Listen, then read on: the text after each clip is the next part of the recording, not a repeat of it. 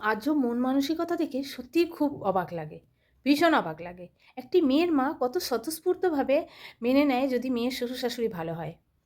যদি মেয়েকে কোনো কাজবাজ করতে না হয়, মেয়ে দেরি করে ঘুম থেকে ওঠে, মেয়ের বাইরে ঘোরাফেরার অবাধ স্বাধীনতা পায়, মেয়ে চাকরি করুক বা পড়াশোনা করুক সেটা শ্বশুরবাড়ি থেকে অ্যালাও করে বা মানে সমস্ত কিছুকে কত সুন্দরভাবে যদি মেয়ের শাশুড়ি মেনে নেয় তাহলে মেয়ের মা কত প্রশংসার সঙ্গে সেটা সব্বাইকে বলে বেড়ায়। মানে পুরো দামামা বাজিয়ে দেবে এই জিনিসটা। কত ভালো লাগে ওদের শুনতে যে আমার মেয়েকে ওয়েস্টার্ন ড্রেস পরতে দেয়, শাড়ি পরতে হয় না। আমার মেয়ে আজ অব্দি ৫ বছর বিয়ে হলো, আজ অব্দি রান্নাঘরে যায়নি। আমার মেয়ে ঘুম থেকে ছুটির দিনে ১০ টায় ওঠে। খুব ভালো ওর শাশুড়ি মা, প্রচণ্ড ভালো। মেয়ের মতো করে রেখেছে, যত্ন করে রেখেছে। অত যত্ন তো আমিও করতে পারতাম না, যতটা যত্ন ওর বৌমাকে করেছে। এগুলো বলতে খুব ভালো লাগে, গদগদ করে। আর তারপর আবার যদি মেয়ে জামাই বাইরে থাকে, তাহলে বলবে, "আমার মেয়ে জামাই এখানে থাকে না, ওরা বাইরে থাকে। ওরা তো নিজের মতো করে থাকে।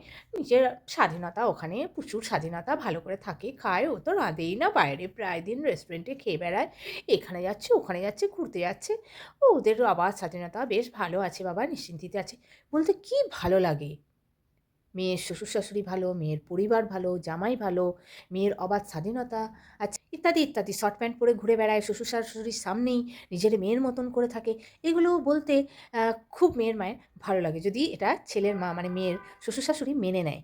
কিন্তু ওই মাটাই যখন তার ঘরে বউ আসে বা তার যদি মানে ছেলে থাকে, তো তার বউয়ের ক্ষেত্রে সেটা কিন্তু মেনে নিতে পারবে না। একদমই পারবে না।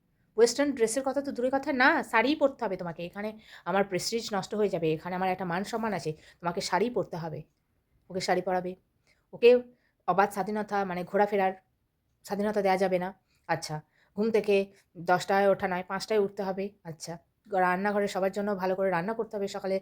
চাটা যেন তোমার হাতেই খাই। সমস্ত কিছু। তখন সে কিন্তু খোঁজে যে আমার ছেলের বউ হবে একদম ঘরোয়া, লক্ষ্মীমন্ত্র, পুজো পাঠ করবে, সবাইকে খেতে দেবে, রান্না-বান্না করবে, সাত সকালে উঠবে, শাড়ি পরবে, সবারই যত্ন খেয়াল রাখবে। হ্যাঁ? ছেলে যেখানে চাকরি করে সেখানে যাবে না। ছেলে যেন আমাদের জন্য আমার বউকে এখানে রেখে যায়। এইগুলো তখন নিজের ছেলের ক্ষেত্রে চিন্তাভাবনা করে। আর মেয়ের বেলায় আলাদা। কখনো ভাবে না যে আমি যার মায়ের গুণকীর্তন করছি, তেমনটা আমারও কেউ গিয়ে গুণকীর্তন করুক। তেমনটা না, ভাবে না। মেয়ের ক্ষেত্রে আলাদা। মেয়ের ক্ষেত্রে ওই জিনিসগুলোকেই দারুণ প্রশংসার সঙ্গে লোকে বলে বেড়াবে। আর নিজের ঘরের বউটাকে অন্যভাবে রেখে দেওয়ার চেষ্টা করবে। কি আজব না? খুব অবাক লাগে এগুলো ভাবলে। যে একটাই, না অবাক কেন?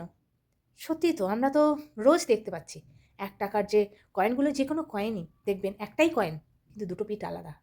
ঠিক এই মাগুলোও তেমন। মানুষ একটাই, কিন্তু দুজনার ক্ষেত্রে দুরকম বিচার। ছেলের ক্ষেত্রে মেয়ে যেগুলো পেয়েছে সেগুলো খুব প্রশংসার সঙ্গে মানে বলতে ভালো লাগে। আত্মীয়স্বজনকে, পাড়া-পড়শিকে। কিন্তু ছেলের বউয়ের ক্ষেত্রে সেগুলো আবার দিতে প্রচণ্ড কষ্ট হয়। শুধু অস্বাভাবিক এটাই লাগে তাদের বিচার-আচারগুলোকে দেখে, তাদের চিন্তাভাবনাকে দেখে, যে কি করে পারে? একবারও ভাবে না তো? যে সত্যি আমি যে জিনিসটা আমার মেয়ের ক্ষেত্রে ভালো মানে বলছি, সেইগুলো যদি আমি আমার ছেলের বউকে দিই তাহলে ও তো ভালো থাকবে। কিন্তু না, ছেলের বউকে কন্ট্রোল করে রাখতে হবে ঘরের মধ্যে। ছেলেকে কন্ট্রোল করতে হবে, ছেলের বউকে কন্ট্রোল করে রাখতে হবে। কিন্তু নিজের মেয়েটা যেন অন্যের ঘরে গিয়ে আউট অফ কন্ট্রোল এ থাকে।